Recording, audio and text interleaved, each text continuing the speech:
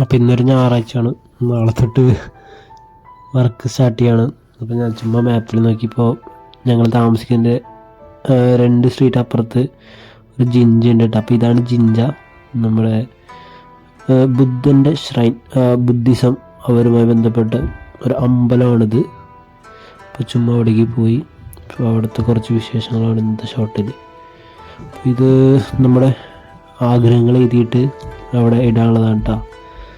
മേളിലുള്ളതിന് 200 എന്നും താഴെയുള്ളതിന് 500 എന്നാണ്. പിന്നെ ഇവിടെ എഴുതി വെച്ചേക്കണാണ് എന്തൊക്കെ വിഷസ് ചെയ്താന്ന്.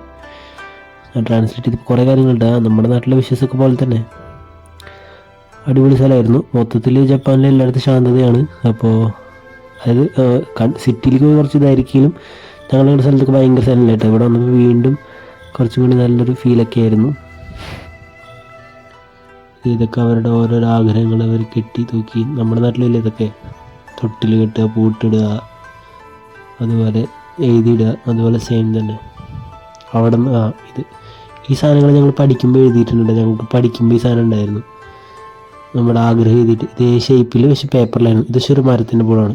അപ്പോൾ ഇതാണ് അതിൻ്റെ മെയിൻ സാധനം, അമ്പലത്തിൻ്റെ മെയിൻ ഭാഗം.